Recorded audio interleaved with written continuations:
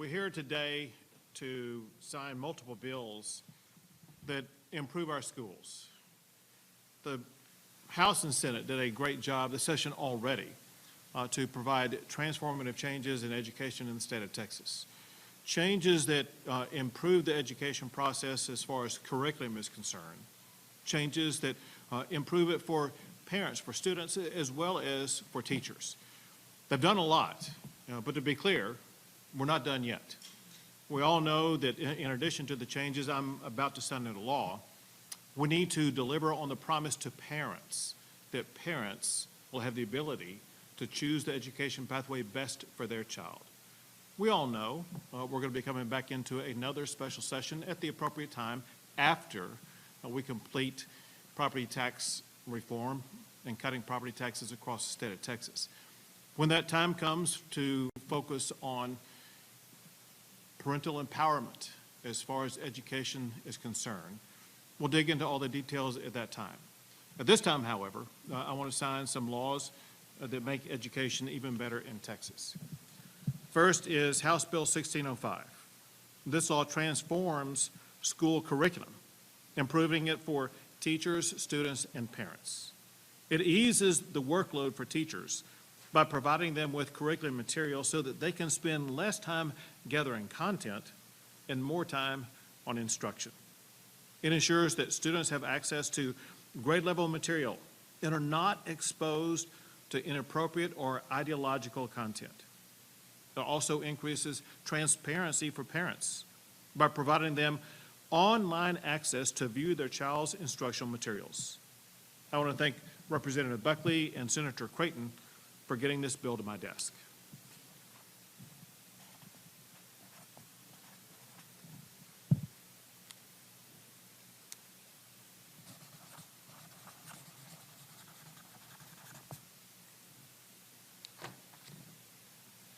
House Bill 1605 is now law in Texas.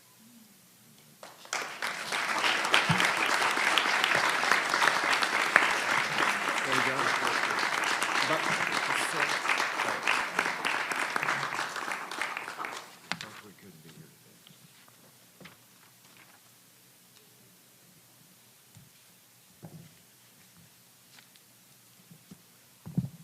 Next is House Bill 1926. This law empowers parents of special needs students with the tools and resources they need to provide their child with the best education. It extends the special education services program that I first created in 2020.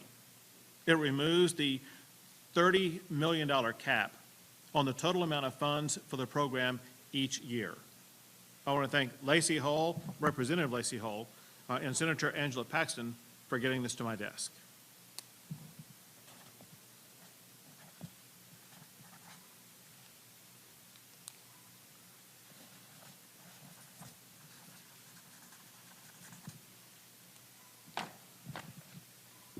House Bill 1926 is now law in the state of Texas.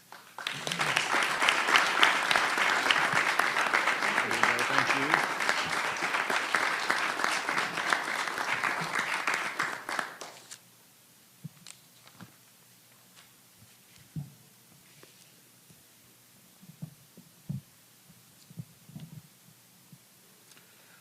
So, a common theme that we have this session already, and that will continue going forward, is what is really in the hearts of parents across the state. Parents know this fundamental fact, and that is they know what is best for their child. And that's exactly what House Bill 3803 provides. As I say, parents know what is best for their child, including whether they should repeat a grade level course. Parents, not school administrators, should have that option to determine whether it's in their child's best interest to repeat a grade level course. The law that I'm about to sign reinstates that ability for parents to determine if the child should repeat a grade level course for grades 4 through 8 or at a high school level course. I want to thank Representative Charles Cunningham and Senator Angela Paxton for getting this to my desk.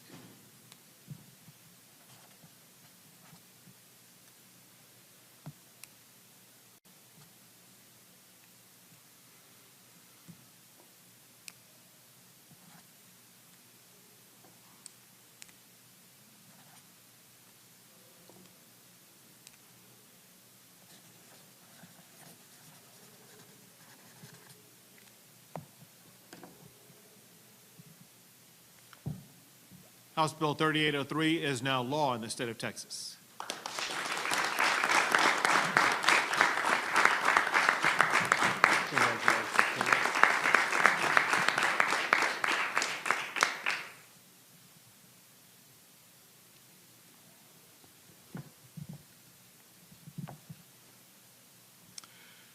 Parents also deserve to know what books are in school libraries. Some school libraries have books with sexually explicit and vulgar materials. I'm signing a law that gets that trash out of our schools. Our students need materials that not only will educate them, but also prepare them to advance our state and our country. I'm going to sign House Bill 900. It prohibits library material that is sexually explicit, vulgar, or educationally unsuitable, and recognizes parents as the primary decision makers regarding their child's access to library materials. It prohibits schools from purchasing books from vendors that do not comply with Texas book rating requirements. It requires schools to conduct regular reviews of sexually explicit materials. It requires parental consent for student access to sexually relevant material. I want to thank Representative Jared Patterson and Senator Angela Paxton for getting this bill to my desk.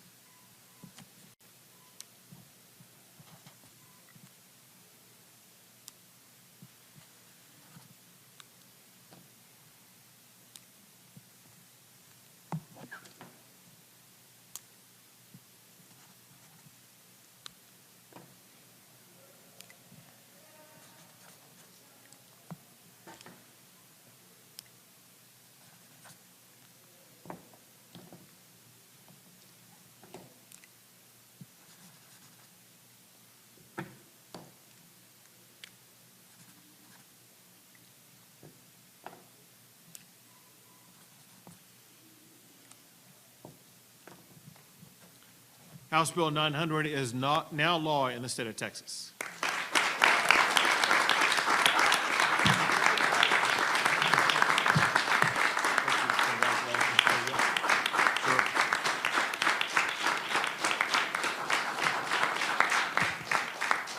I'll take a few questions.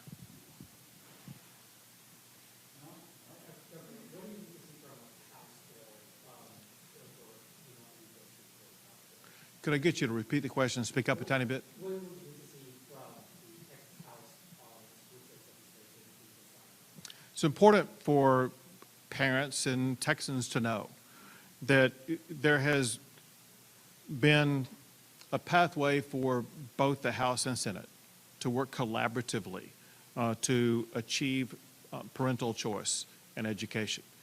We got far closer than what people know.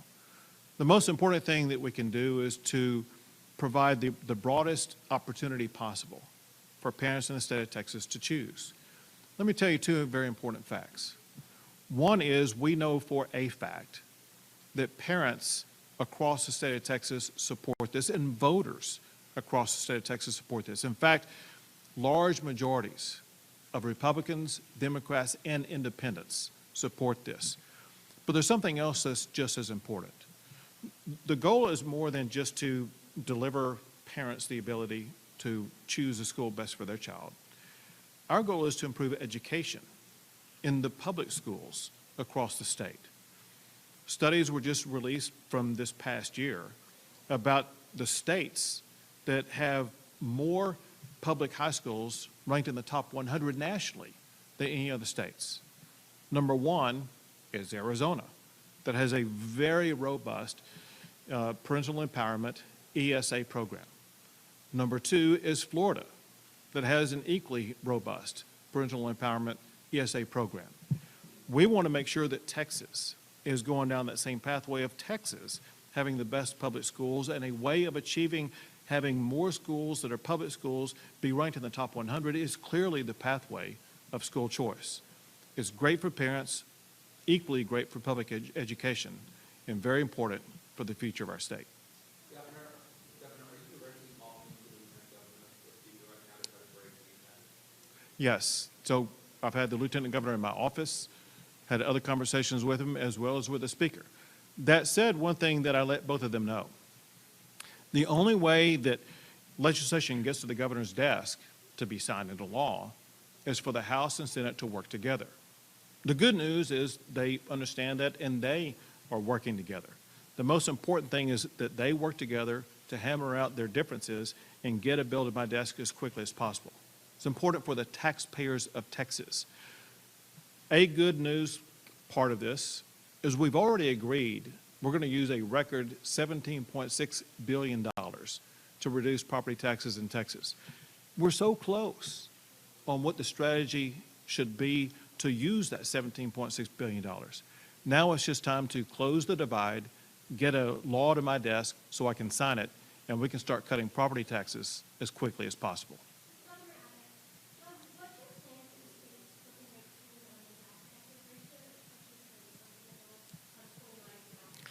So I maintain that disaster declaration for a reason. And that's because we've had many jurisdictions, some of which are counties, some of which are school districts, that either maintained their disaster declarations or their guidelines of things like imposing mask mandates and other standards like that. And as we speak right now, there are several cases before the Texas Supreme Court awaiting a decision by the Supreme Court about whether or not local jurisdictions like that have the authority to override the governor's power for disaster declarations in response to a pandemic. I was seeking legislation this session that would override those local jurisdictions before I took down my disaster declaration. They passed that legislation, and as a result, when the disaster declaration comes up for renewal later on this month, I will not renew it. We have time for 3 more questions, guys. Governor, what would your message be to Texans that think that House Bill 900 might be what would be your message? The public deserves to know the reality of what has been in these schools. And I have seen one of the books in some of these schools that had disturbingly graphic images of sexual conduct taking place. It's the kind of graphic image no TV would put on their TV screen. It's the kind of graphic image that no one would publicize. And yet, we have books like that in our schools that are allowing children to see it. That's wrong, and I'm proud to sign HB 900 to eliminate those books from our schools. And let me just add this. It's important to emphasize this, and that is all of us have a common goal: to improve education for our children. Every minute of time spent on vulgar materials is time away from the task of kids learning what they need to learn to advance in our state and our country. We have competition from China we must come to grips with. We need to do a better job of educating our children to be leaders of this world going forward and make sure we are competitive with China in educating our children. We need to focus on the fundamentals of math, science, reading, and other fundamentals to make sure our kids are going to be prepared to lead this world. Time for one more, guys. In the school choice level assessment you were just talking about, should we expect teacher pay raises, other education policies to be on the table as well, negotiated alongside school choice, as well as the end of the session this year, or will it just be school choice? You can expect a House Bill 100.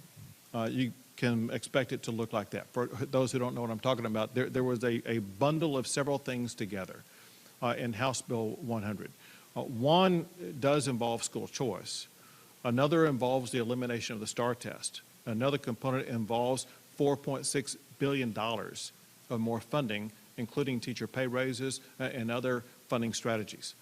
Importantly, that's on top of the already $4.6 billion that's in the budget that I will be signing that provides more funding for schools and teachers, as well as on top of $1.6 billion that's going to schools to fund school safety. And so that would be, $6.2 billion that I will sign before the end of this sign and veto period to provide more funding for schools, and then more after that. Altogether, I will have authorized more funding for public education than any governor in the history of the state, more funding for teacher pay raises than any governor in the history of the state, and per student funding will be at an all-time high. Thank you all very much.